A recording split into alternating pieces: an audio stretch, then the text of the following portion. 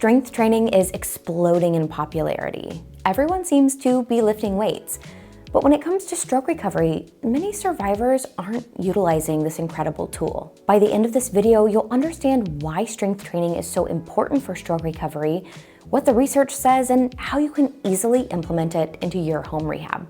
Resistance training has gone mainstream because we now know, based on evidence, that it's one of the most powerful tools we have for healthy aging.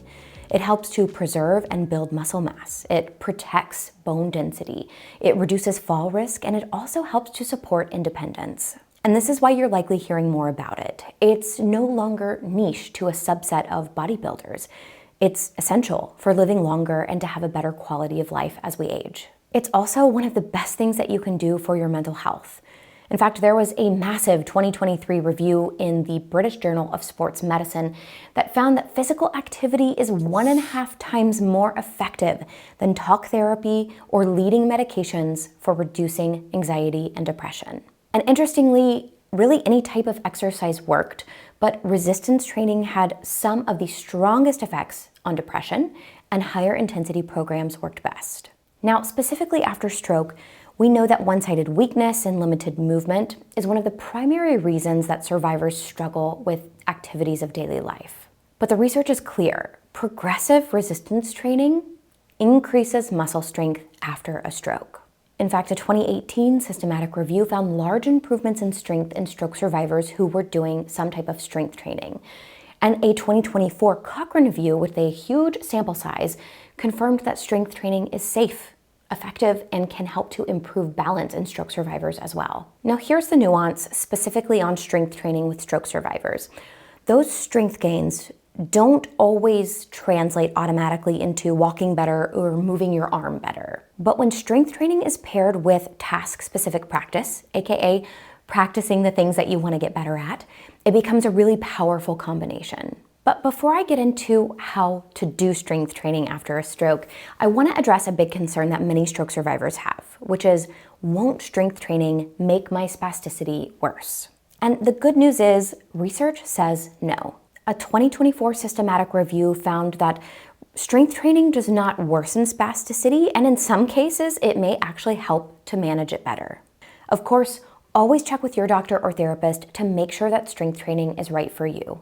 So now that we know strength training is generally safe, it's effective and essential both for stroke recovery and healthy aging, let's talk about how to actually do it, even if you're starting with little to no movement. So if you still have little to no movement on your affected side, there are still things that you can do to build strength without lifting heavy barbells. And the first way to do that is with isometric holds.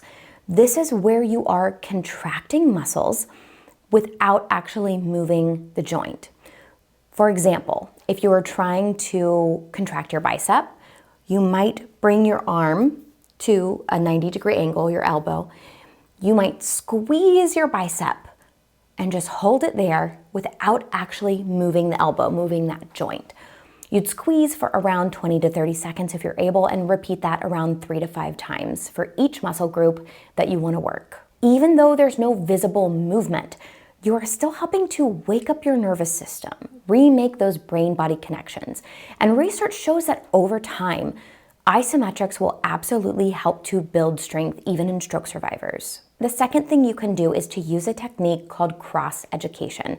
Now, I did kind of an in-depth analysis on this in a previous video you can go check out if you want that full breakdown. But if you're not looking for that, this is essentially where you train your stronger side in order to get strength gains in your weaker side. So while you won't get as much strength gains on your weaker side using this method as you would with traditional strength training, you're still able to get some, which is huge, especially if you have limited to no movement at all after your stroke. And the third technique is to do assisted concentrics, independent eccentrics. And let me break this down. So let's take the bicep curl again as an example. When you are contracting the bicep, it's shortening. And in that shortened position, this is called the concentric movement. When you lengthen and let it stretch, this is the eccentric movement. Eccentric strength is typically more powerful after a stroke. Generally, muscles can handle more load lowering than they can lifting. And focusing on your eccentrics can drive big changes in strength and control. So here's how you can functionally do this. You can either help with your stronger hand. Let's say maybe you're just moving and you're not even holding a dumbbell. You can help to assist your arm coming up, take away the help, and then try to slowly lower that arm down with control and focus. You can also do this with a weight, or if you're not able to do it on your own, have someone help you lower your arm down while you're focusing on that bicep stretch. So you can use one of these strategies or all three as a great entry point into strength training if you have little to no movement after your stroke. Now, if you have more movement or even a full range of movement, but your arm is still just really weak and it doesn't move the way you want it to, this is where we want to start focusing on progressive overload. And this is what we really focus on any traditional strength training program. And this is where you gradually increase the challenge. This could mean doing more repetitions. It might mean doing more sets. So instead of 2 sets of 10, you do 3 sets of 10. It might mean increasing your weight. So maybe doing 2 sets of 10 with a 5-pound weight instead of a 3-pound weight. Or you could even slow down your tempo. When you slow down your movement, you are forcing those muscles to work harder. Why does progressive overload work? Because both your muscles and your nervous system adapt to stress. When you push really close to your limit, let's say you do 8 to 12 repetitions and the last 2 to 3 are really, really challenging, or you can't get the last one at all, you trigger muscle growth as well as neural adaptations. And this really closely aligns with the principles of neuroplasticity in stroke recovery. We have to have intensity and repetitions in order for our brain to make meaningful changes. And this happens in strength training as well with progressive overload. So progressive overload isn't just about building bigger muscles. It's about teaching your brain how to use those muscles again and more effectively. This will also help you keep from hitting a plateau. By slowly increasing the challenge over time, you're essentially shocking your nervous and musculoskeletal systems again and again to keep it guessing, which in turn keeps progress happening. If you have never strength trained before, it can be really overwhelming to know where to start. So I'm going to give you some basic practical tips on what you can do. Now, you don't need a ton of equipment to get really amazing gains. The 2 things I would highly recommend if they're in your budget would be to get a set of dumbbells, varying sizes, or a set of adjustable dumbbells, and some type of workout bench. Those 2 things are gonna get you 95% of where you wanna go. Often you can find them secondhand on platforms like Facebook Marketplace or Craigslist, but even if you don't have the money to purchase those, anything that you can find around your house that is heavy is gonna provide resistance for strength training, whether that be a jug of milk, a bag of rice or beans, or a can of soup. Start with what you have. Now, we don't have strong evidence for a specific dose protocol for strength training in stroke survivors, but I want to make sure that I give you a starting point. Of course, always check with your doctor to make sure that these parameters are right for you. Generally speaking, aim for around 2 to 3 sets of 8 to 12 repetitions, where the last couple of repetitions are really hard for you to do, or you take it to failure, which means that you keep going until you cannot go anymore. You cannot do that movement with good form anymore. Now, if you are really pushing it with heavier weights, you need to be resting for at least 2 minutes in between each set. This is going to give your nervous system, your cardiovascular system, and your musculoskeletal system a chance to rest and be ready for the next hard set. Now, when you've been doing this for a while and 10 to 12 reps of a specific weight starts to feel easy or very manageable, this is when you want to start progressive overloading.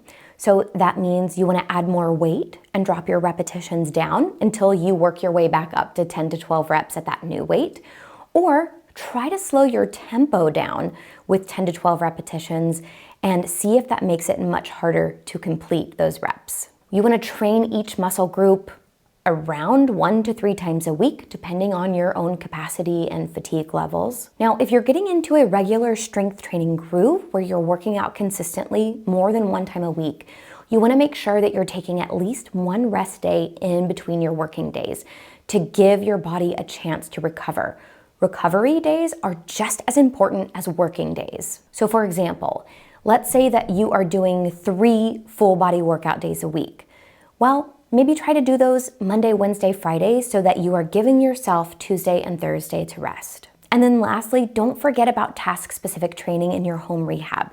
Pairing this alongside strength training is gonna give you way more bang for your buck. Now, you don't have to do these at the same time. You can space them out. Maybe task-specific training is on your rest days in between your strength training days. But this is crucial to help your strength training translate to real life independence and function. It's important to keep in mind that seeing visible results from strength training takes time, like months and years. Building muscle takes a while.